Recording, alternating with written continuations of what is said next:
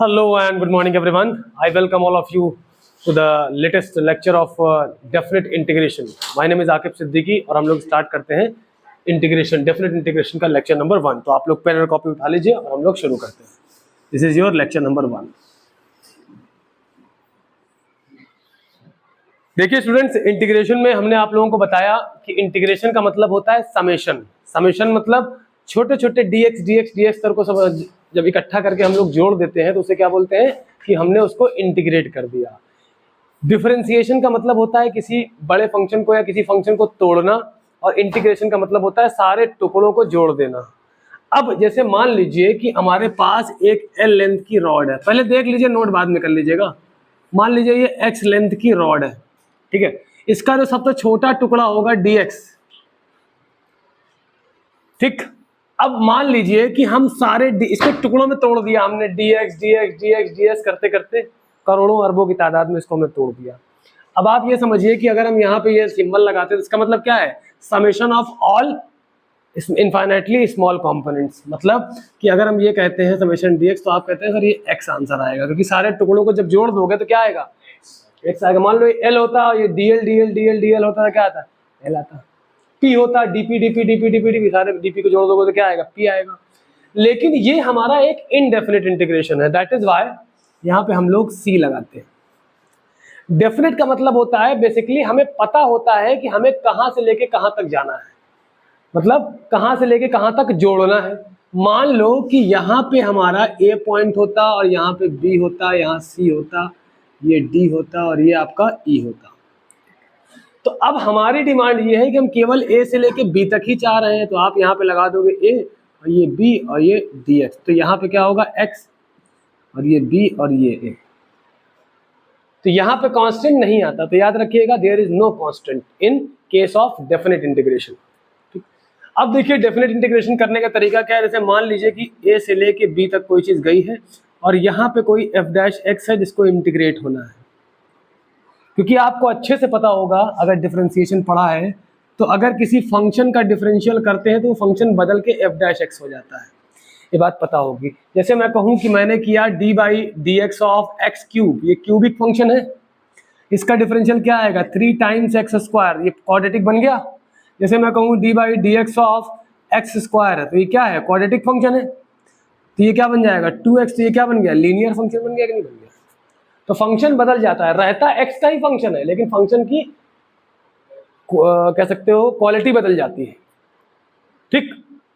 एक फंक्शन दूसरे फंक्शन में कन्वर्ट हो जाता है। जैसे d/dx ऑफ अगर हम लोग sin x कहें तो sin x का ग्राफ भाई अलग है, तो ये बन जाता है cos x, है ना। तो फंक्शन देखिए अभी भी x का ही है लेकिन ये क्या हो गया, बदल गया, फंक्शन का टाइप बदल गया। तो वैसे ही f' को देखो, fx को डिफरेंशिएट किया तो f' आया, मतलब fx को हमने क्या किया, तोड़ा। डिफरेंशिएशन मतलब होता है breaking into infinitely small components, हमने तोड़ा तो ये आया। अब सोचो इसी को वापस जोड़ देंगे तो क्या आना चाहिए, तो f' का इंटीग्रल क्या आएगा, fx आएगा। और लोअर लिमिट को लोअर साइड रखते हैं और अपर लिमिट को अपर साइड। तरीका क्या है कि पहले अपर लिमिट रखते हैं जहां जहां x हो, फिर माइनस लगाते हैं और फिर लोअर लिमिट रखते हैं जहां जहां x हो। तो ये समझ लीजिए कि पूरे डेफिनेट इंटीग्रेशन की समरी है, इसे आप लोग नोट कर ले।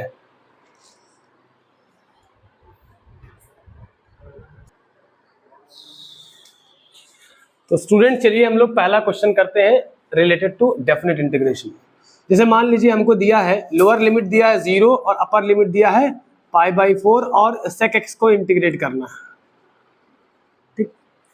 इसका डायरेक्ट इंटीग्रेशन पढ़ा होगा। sec x का इंटीग्रेशन क्या होता है, log of sec x plus tan x, ठीक। इसको हमने डायरेक्टली इंटीग्रेट कर दिया, इंटीग्रेट, और जो लोअर लिमिट थी वो लोअर साइड और अपर लिमिट अपर साइड। पहले आप लोग देख लें, फिर नोट करने का तो लिए पूरी जिंदगी पड़ी। अब तरीका क्या है बेटा, इधर देखिए, अपर लिमिट पहले पूरे फंक्शन में रखेंगे, जहां जहां x होगा वहां वहां क्या रखेंगे, π/4 रखेंगे। तो क्या आएगा जरा बताइए, log of sec π/4 plus tan π/4 minus log of sec 0 plus tan 0। ये बात सबको समझ में आई। पहले ऊपर वाली वैल्यू रखा, पूरे फंक्शन में रख दिया, फिर माइनस लगाया, फिर नीचे वाली वैल्यू पूरे में रखा। अब जरा इसको हम लोग देखते हैं। देखिए sec π/4 it means it is asking for sec 45 degree. cos 45 क्या होता है 1/√2, उसका पलटोगे तो कितना आएगा, और tan 45 कितना होता है 1, माइनस sec 0 कितना होता है cos 0 का रेसिप्रोकल, cos 0 कितना है 1, तो 1 का रेसिप्रोकल क्या आएगा 1, और tan 0 क्या होता है 0, तो ये आएगा log ऑफ √2 + 1, और log 1 क्या, log 1 याद रखिएगा log 1 0 होता है। आंसर कितना आया, देखो आदत पड़ी है सी लगाने की। तो इसका इंटीग्रेशन उम्मीद करते हैं कि आप लोगों को समझ में आया होगा।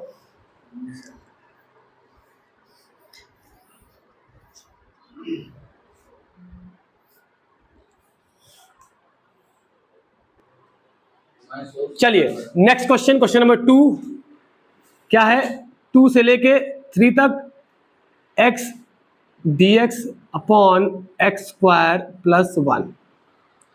पहली बात तो ये समझ में आ गया कि नीचे वाला fx है तो ऊपर वाला क्या है f'।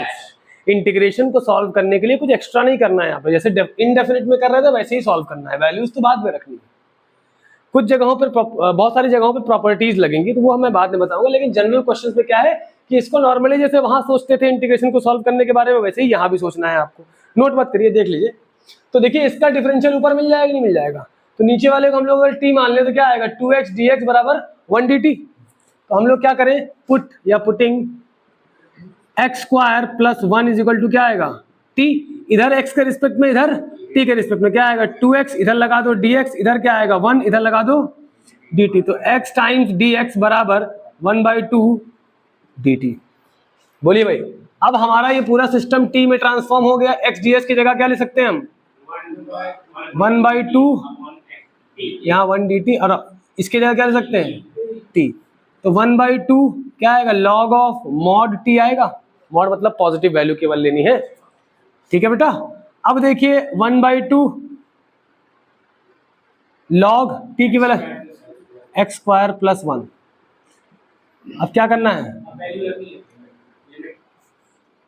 लोअर लिमिट क्या है 2 और अपर लिमिट क्या है 3। तो 1/2 log ऑफ 3 का स्क्वायर + 1 माइनस 1/2 log ऑफ 2 का स्क्वायर + 1। क्लियर है। तो 1/2 कॉमन ले लीजिए, तो ये क्या आएगा log ऑफ 3 3 9 + 1 10 आया, माइनस log ऑफ 5। बोलिए भाई, log a minus log b वाली प्रॉपर्टी लगाएंगे तो क्या आएगा log a upon b, that means कि log 10 अपॉन 5। तो ये क्या आएगा 1/2 log of 2। This is all about the answer. एक चीज और, एक इंपॉर्टेंट चीज ये कि हम चाहते तो ये जो t के फॉर्म में आंसर आया था उसी फॉर्म में लिमिट्स रख सकते थे, लेकिन हम लोग ये लिमिट्स नहीं रख सकते। ये कब के लिए है, जब x की वैल्यूज दिया हो। इधर देखो, ये लिमिट चाहते तो यहीं पे रख देते क्योंकि डेफिनेट इंटीग्रेशन है, लेकिन यहाँ पे इसलिए नहीं रख सकते, ये लिमिट तब के लिए एप्लीकेबल है जब x था वेरिएबल। तो यहाँ पे भी आप लिमिट्स की, जैसे मैं लिखाऊं कि फाइंडिंग लिमिट्स या अपर लिमिट लोअर लिमिट किसे कहते हैं इन टर्म्स ऑफ t। तो देखो x = 2 है तो t = कितना आएगा, यहां रख के देखो इन फर्स्ट इक्वेशन में रखो, t = 5 आ रहा है, और रखो x = 3, कितना रखोगे फर्स्ट इक्वेशन में रखो, क्या आएगा 3 3 9 + 1 10, t = कितना आएगा 10। तो हमारी यहाँ के लिए लोअर लिमिट अपर लिमिट अलग से देख सकते थे आप कि 1/2 और 5 से लेके 10 तक नहीं 1/t। इसको अपना नॉर्मली जब इंटीग्रेट करते ना बेटा तो आंसर वही आता जो यहाँ पे आया हुआ है। तो जो आपने x के टर्म में रखा है t को, ठीक है, वो यहाँ पे भी आप रख सकते हो, t की लिमिट्स भी उसी फॉर्म में रख सकते हो x के फॉर्म में, चाहे तो ये कर लो चाहे तो ये कर लो।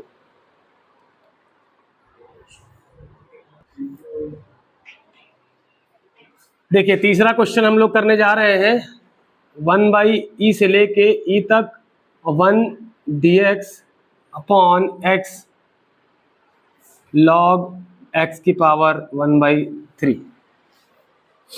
ये क्वेश्चन है, इसे आप लोग नोट करें जरा, बहुत ही स्टैंडर्ड लेवल का क्वेश्चन है ये।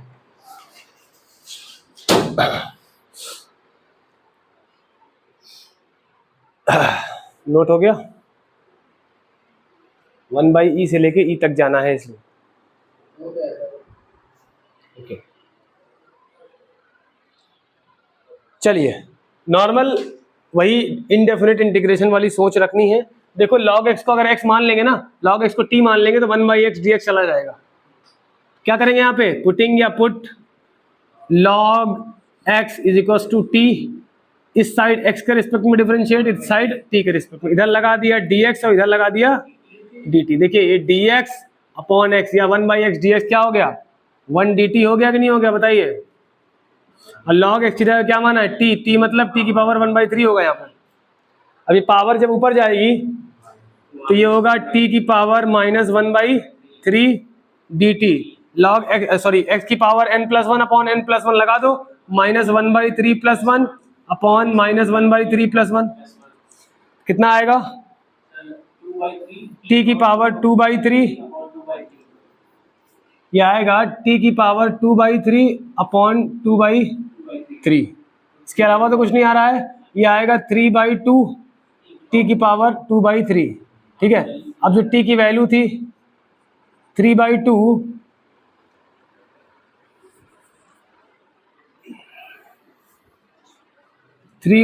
और t की वैल्यू क्या थी जरा बताइए, log x, तो क्या आएगा log ऑफ x की पावर 2/3। अब लिमिट्स क्या है, 1/e से लेके कहां तक जाना है, e तक जाना है, तो पहले अपर लिमिट रखेंगे तो मतलब 3/2 log ऑफ e की power 2/3 minus 3/2 log of 1/e की पावर। सुनिएगा बहुत गौर से, मैंने कहा था लॉग में अगर बेस ना लिखा हो तो वो क्या होता है, ई होता है। क्या होता है, ई होता है। तो यहाँ पे आप चाहे तो रेफरेंस दे दो कि since log of E base E, answer कितना आएगा 1, तो ये 1 हो गया, 1 की पावर 2/3 कितना है, 1 ही आएगा। दैट मीन्स कितना हो गया 3/2 इंटू 1 माइनस 3/2, इसकी पावर क्या लगी है 2/3। लॉग ए अपॉन बी क्या होता है, लॉग ए मतलब log 1 माइनस लॉग ई, यही तो आएगा। ओके, 3/2 माइनस 3/2, log 1 हो गया 0, log ई अब बेस ई है तो 1 हो गया, तो -1 की पावर 2/3। ठीक है, अब आप यहां पे लिख सकते हो कि 3/2 आपने कॉमन ले लिया। ठीक है, नहीं नहीं, अब यहाँ पे क्या आएगा 3/2, तो 1 माइनस 1 की पावर 2/3। अब इसका साइन यू कांट डिसाइड, तो ऐसे ही यहाँ पे छोड़ देना है इसको।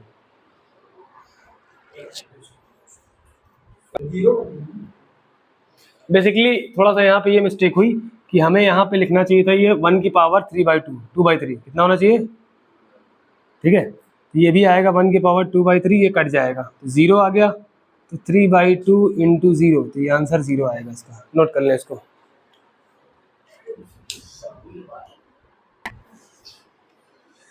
चलिए आते हैं हम लोग फोर्थ क्वेश्चन की तरफ, जो कि है integration from 0 to 1 x times dx upon 1 plus x की पावर 4। वही नॉर्मल तरीका। इससे पहले क्वेश्चन जल्दी नोट करें फिर हम लोग आगे बढ़ते हैं। देखिए बेटा, यहाँ पे इसका डिफरेंशियल तो नहीं है यहाँ पे, है ना, इधर देख लीजिए, x की पावर 4 का डिफरेंशियल तो क्या आएगा 4x³ आ रहा है ना, लेकिन यहाँ एक काम हो सकता है, 0 से लेके 1 और x टाइम्स dx, इधर देख लीजिए 1 प्लस एक्स स्क्वायर का होल स्क्वायर कह सकते हैं इसको, बोलिए भाई, क्योंकि पावर और पावर आपस में क्या हो जाएंगी मल्टीप्लाई, तो एक्स स्क्वायर को क्या मान लें, put x square is equal to t, इधर क्या होगा 2x, तो x dx बराबर क्या आएगा 1/2 dt, मतलब ये पूरा सिस्टम चला गया, ये t मान ही लिया तो हो गया।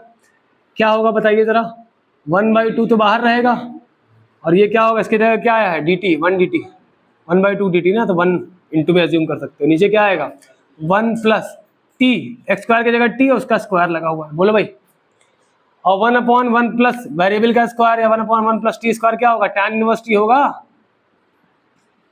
तो 1/2 tan इनवर्स, अब टी की जगह क्या है, एक्स स्क्वायर, क्या है एक्स स्क्वायर।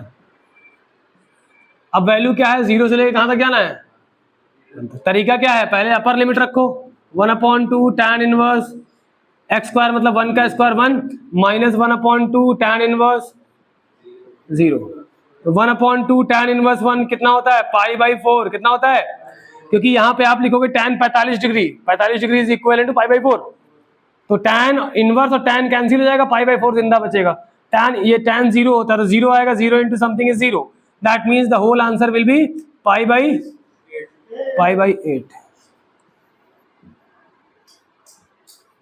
इसे आप लोग नोट करें।